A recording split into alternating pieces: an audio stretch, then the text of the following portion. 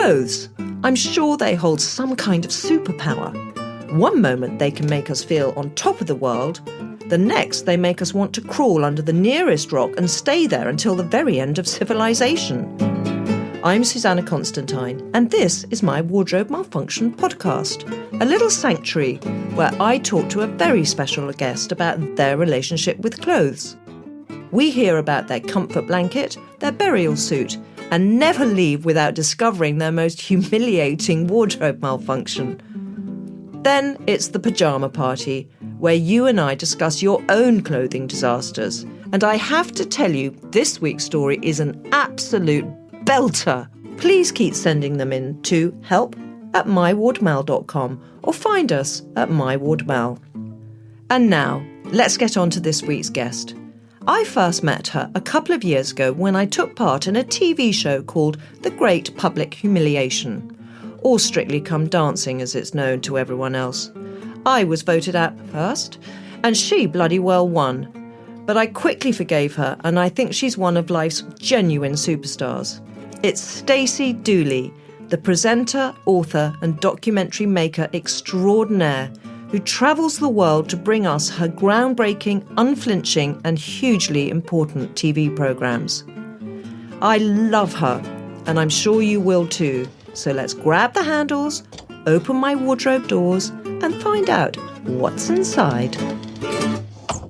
My Wardrobe Malfunction with probably one of my favourite people in the world. Can you get that laugh? Do you know who that laugh belongs to? It's Stacey Dooley! It's Stacey Dooley! Clapping myself. Do you know, I've had the most eventful morning. So Susanna C and I sat on my sofa and she's brought, obviously, you know, the guys that help with the podcast, and then two like sensational guitarists came in the flat and started singing happy birthday.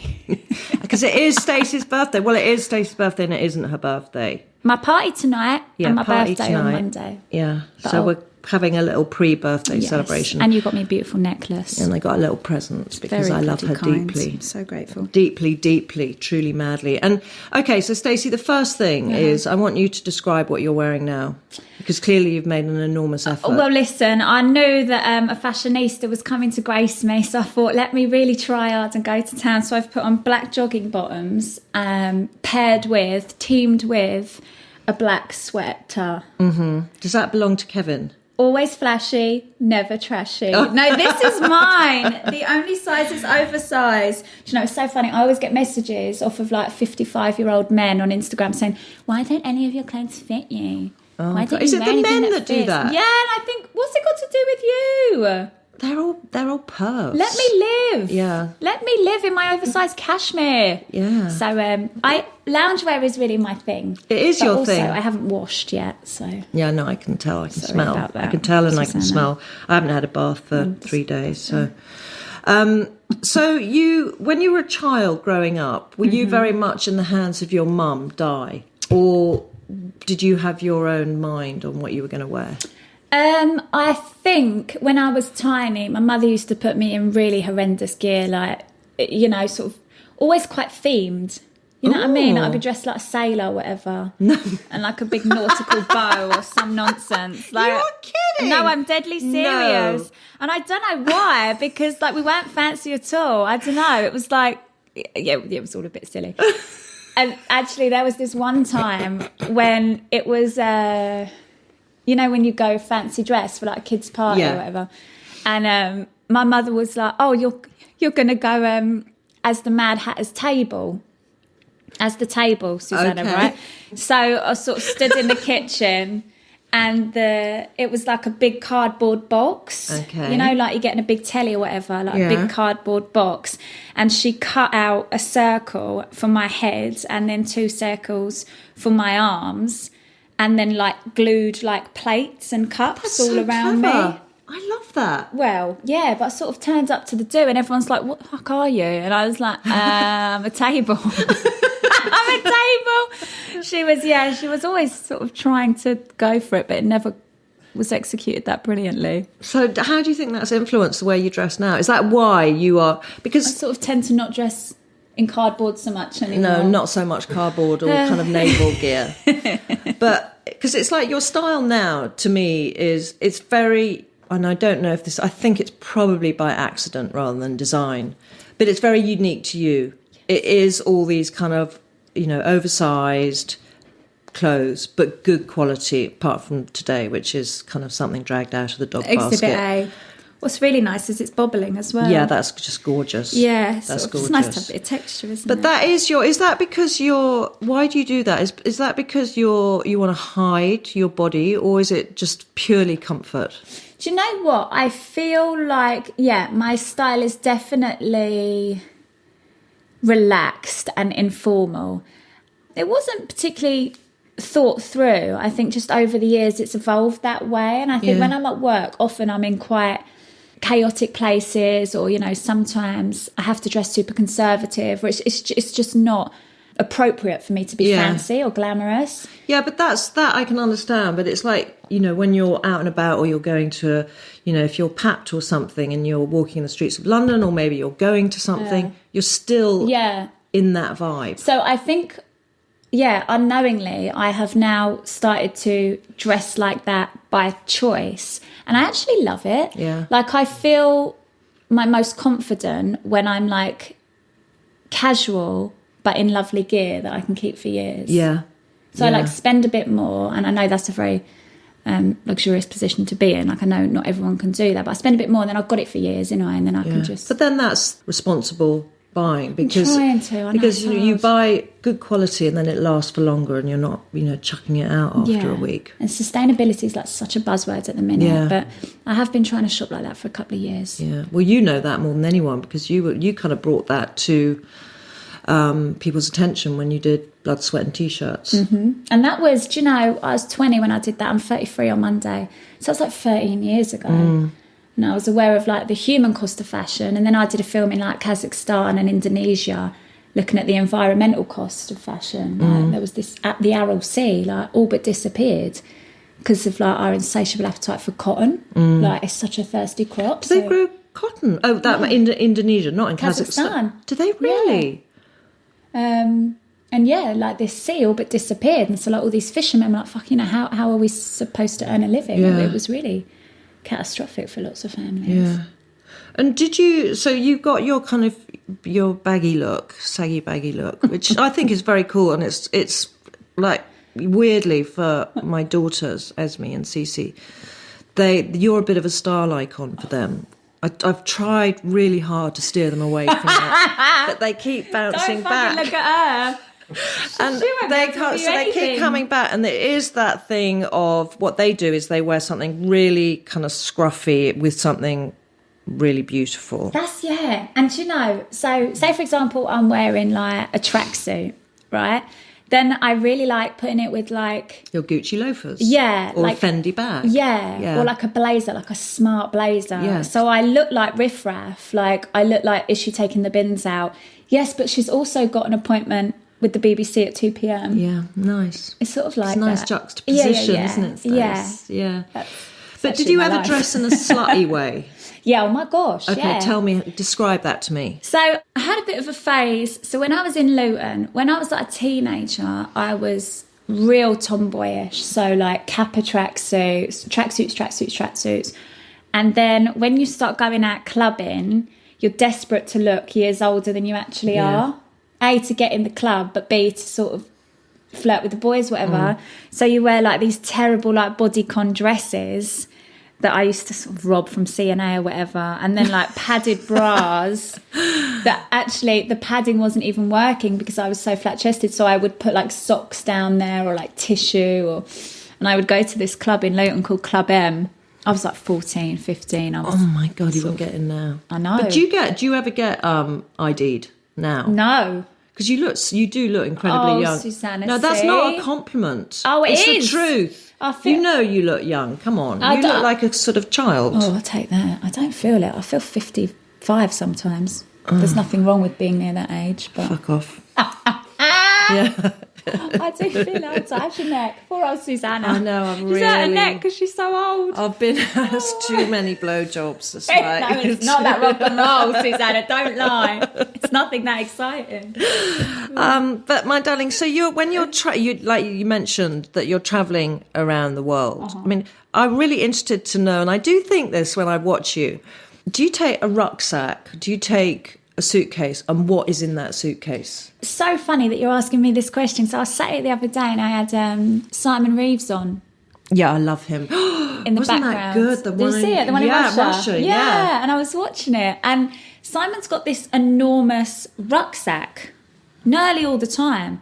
And I think, what's in the rucksack? Because I feel like we go to similar locations and we cover similar stories. But I have like a bum bag. And in the bum bag, I have like my phone, a chapstick, my inhaler. Are you asthmatic? Yeah, a little bit. Okay. And that's it, really. I don't have a great deal with me. Yeah, I know, but Stacey, you don't get on the plane with just that. So I don't. What do you take What's in the with you? bag? Yeah, so when you're going somewhere like really out of the way and you're probably not going to see a shower, let alone a washing machine, how many pairs of knickers do you take? Oh, I bring loads of knickers because at the start I used to run out and then have to wear them like inside out. Yeah, I do that even now. Yeah. When I'm at home. Yeah. Sure. In the comfort of your own home. Yeah. Can't be asked no, but to and like I've got a pair on now which are inside out. But I was doing when I was back and forth. I was in Iraq a couple of times, and there's nothing. I mean, it's all kind of. We were near Mosul, so it's been completely devastated. Everything's been ruined. You know that there's no hotels, there's no guest houses, so we would like live on a roof. And you know, you bring a toothbrush and like bottled water to do your teeth and baby wipes. Like, you sometimes just have to wear the same gear for like a week or so. I'm not asked though, because I think everyone's in the same boat. Like we're all a bit hanging, me, the producer, the director. I would find that just so liberating. It's kind of like if I go somewhere and you don't have to be dressed up, for me, it's such a relief. Yeah. But I'm so happy wearing the same clothes every day for a week. Yeah, I've got... And do you know what I tend to do? I go through phases. So I haven't taken these joggers off, as you can see. For how long? I've had them on for like a couple of weeks for sure. Like 100%. They are walking on their own. But I try and not wash my clothes too much either. Yeah. But I just figure if you have a shower or a bath, then your clothes aren't going to get that dirty. Yeah, like how much are you sweating, really? Yeah. Okay, so when you're in all that, you're lying on a roof. Yeah. With kind of, mortars going off in the distance. Yeah. You have to have some kind of comfort blanket. Yeah. What is that? Wherever I go, or wherever, if I'm somewhere really hostile with work, or I'm somewhere really fancy with work, or I always feel myself if I've got like a pair of gold hoops in. I know that sounds slightly ridiculous, but they're just my thing. Like they've become... I don't feel comfy unless I've got like gold hoops in. Isn't that completely... No, I totally get that. I don't know why. It gives me like instant confidence. Yeah, I'm like that with chunky gold rings. Yeah. It's like if I have those, then I think, okay, well, I may look like a tramp, but I'm actually not quite living on the streets. But do you notice, like, there was a post that was going around the internet the other day, and I can't tell you how many people like tagged me in it, and it was, you can go from a 4 out of 10 to 10 out of 10 if it's the minute you put your hoops in. It's so true. I just instantly feel better. Yeah, it's a bit like putting your teeth in the morning. Exactly. It's exactly the same. Yeah. But do you know what breaks my heart? Whenever I do my book tours or whatever, I go and sort of have chats with young girls and they're queuing up to get their books signed. Yeah. I often see that they've got like gold hoops in and they're wearing like loungewear and they've got like red hair, and my heart just swells. Like, I think... I love them. I just think that it's so adorable. Have you cleaned your teeth this morning, by the way? I didn't think so. They're looking a bit furry. But they're lovely teeth. No, you've got beautiful teeth, but they are a bit furry. I haven't washed my armpits. No, but that's okay. I haven't washed anything. I'm disgusted. I didn't know I was going to have all these guests. Otherwise I would have been so I didn't know I was be entertaining today. I didn't know I was going to be on show. So, Stace, fame came upon you quite drastically and quickly. Did you feel judged in your appearance then, or is it something you've never really worried too much about? I think the older you get, the better you get at dealing with that. So when I was 19, 20, I sort of was suddenly on telly, and you sort of pick yourself apart, don't you? You think, oh my God, my skin's horrendous. Oh my God, my upper arms. Oh my God, I hate that outfit. Oh my God, da, da, da, da, da, da, da.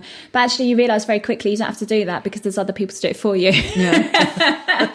And then as the years have gone on, I know this sounds very earnest and very kind of worthy, but you realise it's just so unimportant, you know, and people are really beautiful and really attractive when they've got something to say and the way they make people feel. And of course I still indulge in fashion. I love fashion. It's like total escapism. But I understand, you know, it's not the priority. And I care much less. I really do. I don't give a fuck.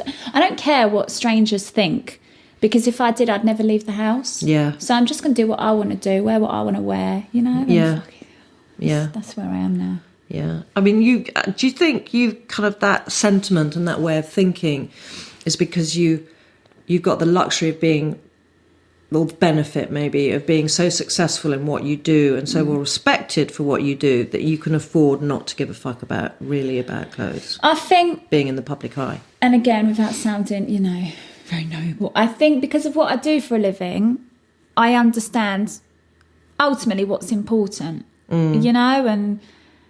the truth is, there are so many women around the world that have got so much fucking worry about other than, you know, Insta photos and kind of making sure you look the part 24/7. I'm just not fussed. But that's what you just said is very interesting, because having seen, you know, the hardship that primarily women go through, the women that you focused on in, you know, Honduras and the Philippines and all over the world. I mean, how do you view people, the kind of Insta generation, who live their lives through Insta in terms of their appearance? I definitely don't judge them, because I think that is their life and that is their world. Like a really good example is little Saffron, the girl that just did Strictly. Yeah. So I spent some time with her because we were both doing the tour. So I was presenting the tour and she was dancing. And, do you know, it would be so easy to judge someone like Saffron, who is pouting all the time and posing, and she's always glamorous and always beautiful, and nails are on, that's how she earns a living. But actually, there's so much more to her than that. She's actually very considered, very very compassionate, actually, sort of really lovely with the other girls, and actually that's just how she earns her money. But I think that's, I mean, I agree with you, and she, I mean, I haven't met her, but she came across really as the sweetest person. But it's a shame that side of her, I don't know, I don't see her on Instagram or anything, but I don't know if that comes across and whether she presents that about herself, because I think that's so important when you see that, you know, she's very bright and she's doing bloody well, and, you know, hats off to her. But does she, you know, present that?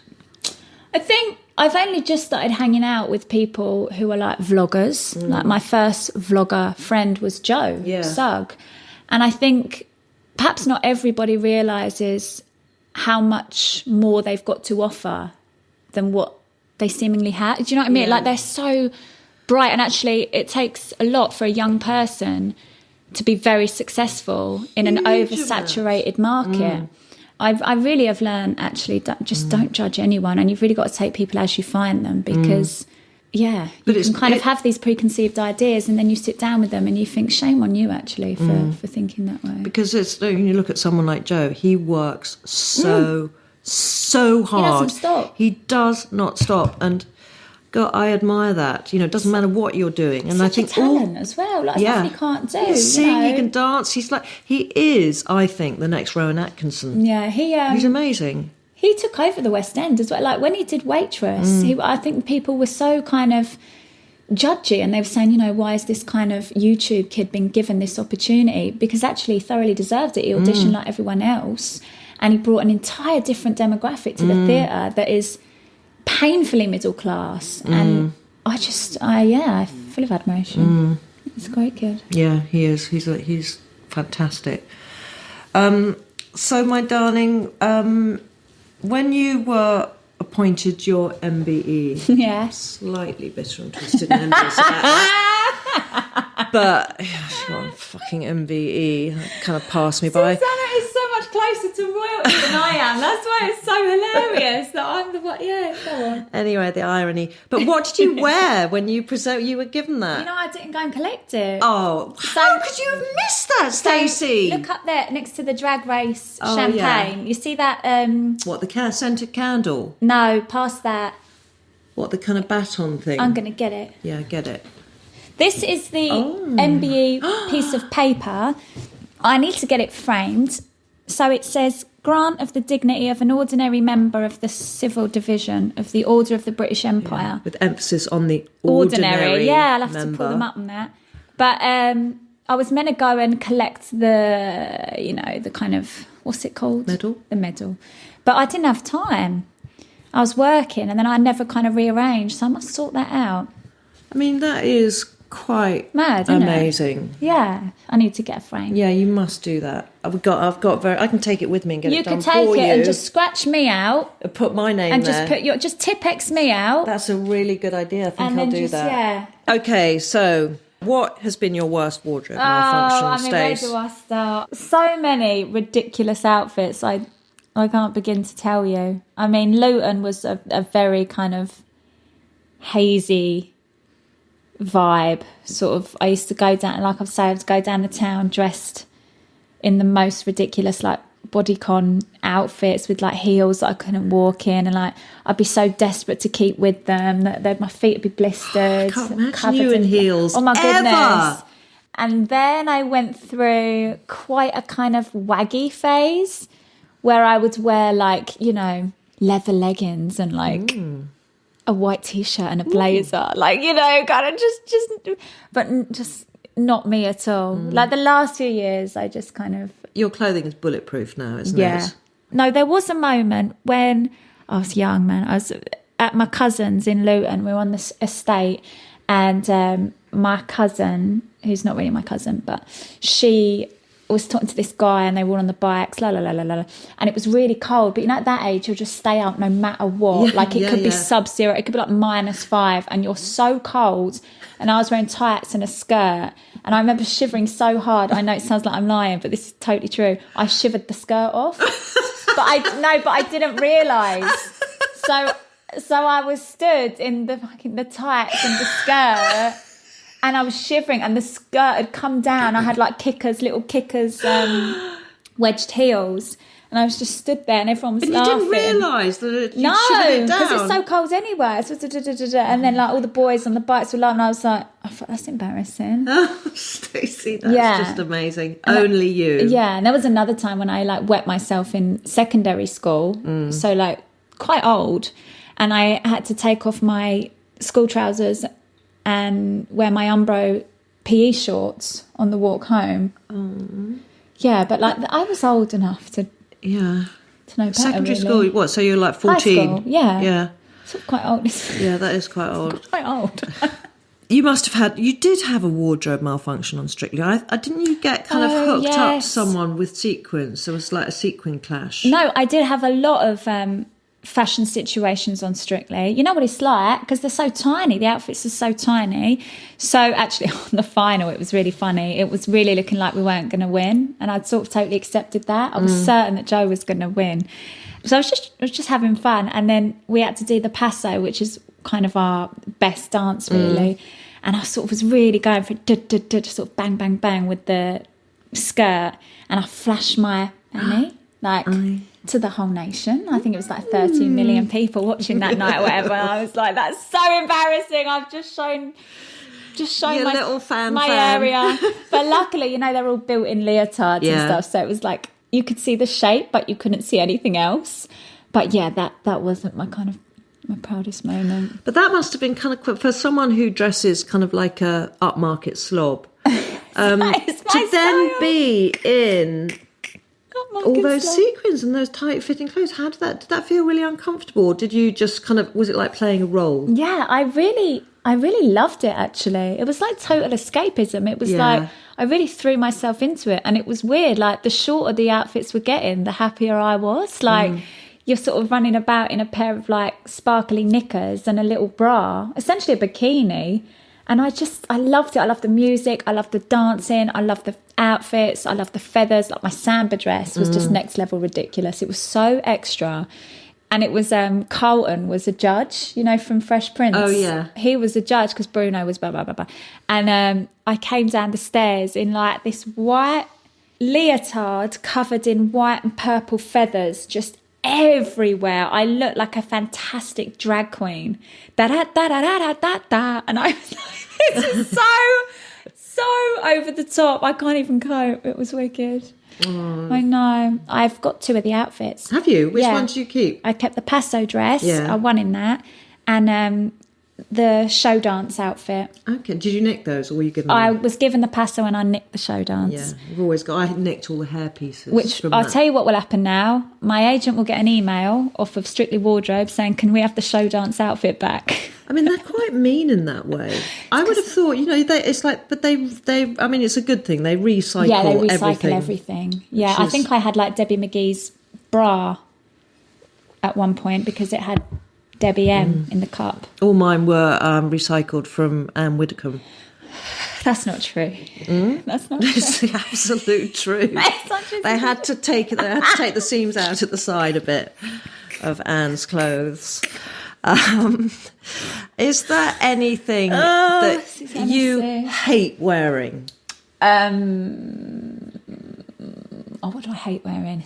I'll tell you what I find uncomfortable when you have to go and do like a magazine shoot and a stylist has picked out a load of clothes that aren't your vibe and you don't want to seem ungrateful, and you know everyone's got a job to do, and you know they have a vision for what they need for their like editorial piece, but it's hard to feel confident when you hate what you're wearing. And you never wear heels? I rarely wear heels.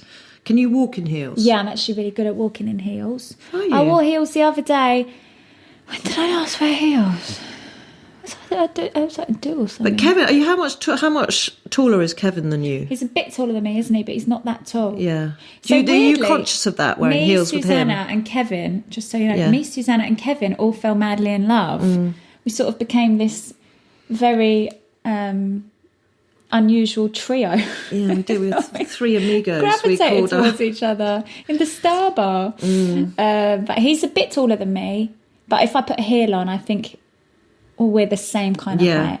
I can't imagine you in heels at all. Really? What would you wear with it? Because you can't wear. I mean, you can wear heels with tracksuit bottoms. I sort of like heels with tracksuits. Do you? Yeah, I'll show you. I'll send you a picture. Okay. And when are you happiest in clothes? And what are you wearing when you're? This is where you're happiest? This is my I feel confident and I feel capable in like a really cool tracksuit, like a cashmere tracksuit or like a fancy tracksuit with like a smart shoe or a smart jacket. So I look like a casual, smart slob. Yeah. So that's your go-to. That's my That's your go-to look. Yeah.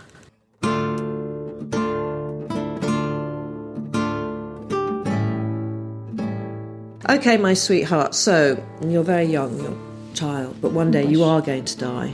I know. No, it's true. Have you ever, or can you now please consider what you would like to be buried in? What would your burial suit be? Jeez. Or what would you like to be remembered for if you can't think of a burial suit? I think I will just be lying in the coffin, naked, with an enormous pair of gold hoops.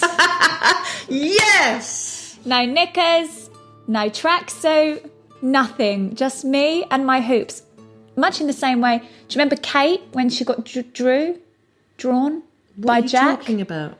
In Titanic. Oh, yeah, okay. And she's naked and all she's got is the fancy necklace. Yeah. That will be me, but with the hoops. Superb. Yeah. So, Stacey, who are your style icons? Is there anyone who you admire? A long time ago, maybe 100 years ago, there were 2 women on television called Trini and Susanna. Oh, bitch. Do you remember them? Vaguely. I loved... Was it Trini? I think I really... Hey, my style icons. Do you know, there's a girl who's from Denmark. We met for a moment a couple of years ago at the Copenhagen Sustainability Summit, and I've been perving over her for such a long time from a distance. And she's just so cool, and she's very kind of effortless, but also kind of oozes like low-key glamour. Like she's so wicked. A girl called Peniel.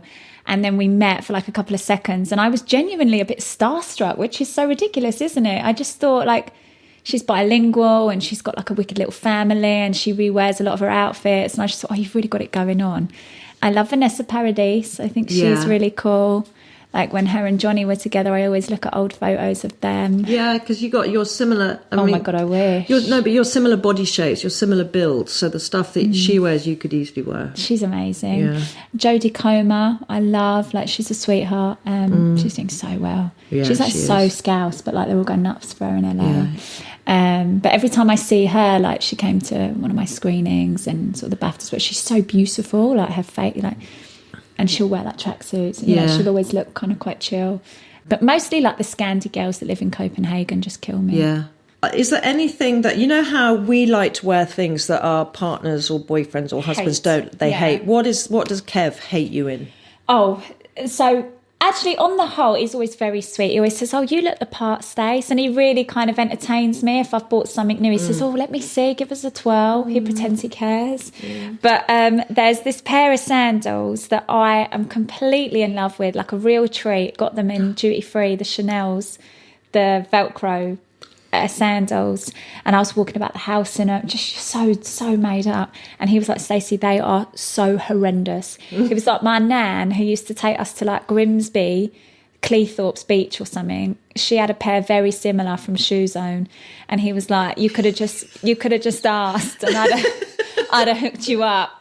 He's like, you've just fallen for the branding. You're such a consumer. And I'm like, Kevin, let me live. He hates them. He really doesn't like them. He doesn't think they're sexy at all. No, they're not sexy, but they're so comfortable. But they're so cool as well. Yeah. Like, I just love them. All right, darling. Well, listen, now I've got a little present for you. Another one? It's a kind of semi-housewarming. Another gift? You won Strictly. You've got the glitter ball up there, which I thought you'd lost. Yeah, someone pinched it at the rap do, but Kev got me another one made. Oh, he's so sweet. Breaks my heart. So this is just to add to, so you can never, ever break free from the label of winning Strictly. Champion. And it's beautifully wrapped. This is my second gift off Susanna, I would just like to say. Beautifully wrapped. That little tear there in the corner is deliberate. No, of course, it's supposed to. So I can just look, because then I can just do this. Yeah. Do you see? Yeah. Oh, fucking brilliant! Do you know, I can put this up tonight. Yeah, it's like you can have it. Get a board, you can have a little disco in here. Do you know what? I'm going to get some blue tack. It won't work. Blue tack won't work. But when you move into your new place, you get your new place, and it is a second. It's like I nicked it off someone who had it already, so I didn't buy it.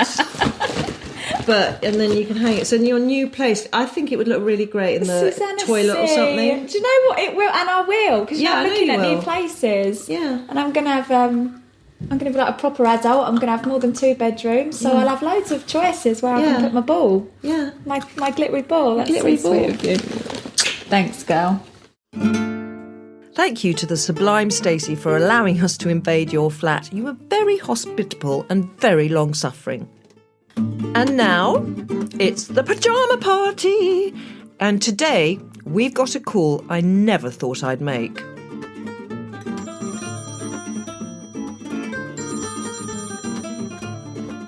Emma? Hello, Susanna. Oh, Emma. I'm not going to lie, but your wardrobe malfunction, I think, is possibly the best. I've been there. So will you please tell me what happened? It was excruciating. So my husband at the time was running for Mayor of London. So your husband is Stephen? Steve, yes. Steve Norris, okay. Yes. So, and have you ever been to the Winter Ball? It's this really it's the Conservatives' big ball they have at the beginning of the year where all the great and the good go. Okay, I'd rather shoot myself in the left eye, but yeah. So exactly. So Steve, we were going along. Steve was running for mayor. The election was that year. So there was slightly quite more attention on us than I would like to, than normal. Mm-hmm. And so I put on this long black dress, and I thought, I better put something in underneath to suck me in. So I bought one of those Spanx that sort of go from the top of your knee all the way up to just underneath your boobs. Yeah, and Trini and I used to make them, magic knickers. They were probably ours that you were wearing. One of yours, anyway. And it had a hole so that you don't, because you cannot get it off. So a hole, let's be clear now, a hole in the gusset. So that you... A gusset hole. So that you can do a wee-wee without yeah. taking it all down. Yeah. So anyway, obviously, halfway through the dinner, I decide I need to go to the loo. So off I go to the loo, and I lift up my dress rather smugly, thinking this is just marvellous. I just have to lift up my dress and sit down and released myself. And I thought, that's very strange. There's nothing coming out. And then I felt this awful, warm, moist feeling going up my back. And I realised I hadn't checked to see if the hole was in the right place. And it clearly wasn't. So it all went up my back. Oh my God. And it was just, and then in my panic I was going, okay, you need to clench now and stop. And I couldn't because I was so panicked. Oh my God, so what did you, hang on, okay, let me just take a deep breath here. So basically you sat on the loo, you tried to do a wee through the aforementioned convenient little hole. Yes. You misfired. Yes. And all the wee went up your back. Yes. What did you do? What do you do? No, I sat there with my head in my hands, and I won't say what I was thinking. I can imagine. And I just thought, what am I going to do? What am I going to do? Because I knew I had to go back out, because the leader of the party at the time, I think it was Michael Howard, was about to stand up and, say how marvellous my husband was. And I knew I had to be there sitting next to him looking adoringly. And I thought, I've got to go back out. So I took it off. What? I literally... So I got undressed, took this soaking wet bit of Spanx kit off, put my dress back on, and went out there, Nicholas. Oh my God, but did the dress get wet? Well, it was a little bit damp, but because it was black, it didn't show. Notice. And I had a little jacket that I just went and put on. But some poor person will have gone and found this soaking wet garment behind the loo, because I just wrapped it up and left it there. I can't believe it. It is literally the best. That is the best thing, because I think we've all been there. Anyone who's worn support underwear has been there in some shape or form. Yes, well, I haven't worn it again. I'm not bloody well surprised. Oh my goodness. Well, you know what, Emma? I love you for telling me that, and it just illustrates how we can celebrate wardrobe malfunctions, because they make the most brilliant stories. Well, I know, and everyone I've told laughed hysterically. I'm not surprised. Well, you and your Spanx are superstars. Oh, thank you. Thank you, and bless you for ringing in with it. Thank you so much. All right, Emma. Take care. Have a lovely day. Thank you. Big kiss. Bye. Bye. We've reached the end of this episode. Still there? Then you must have liked it enough to give us a 5-star rating and review. Before we go, thanks to our magnificent house band Duo. Don't forget to find and follow them at Duo Guitar Music. Thanks again to the gorgeous Stacey Dooley, I love you. And of course, thanks to you for listening. Catch up again soon. Until then, my wardrobe is officially closed.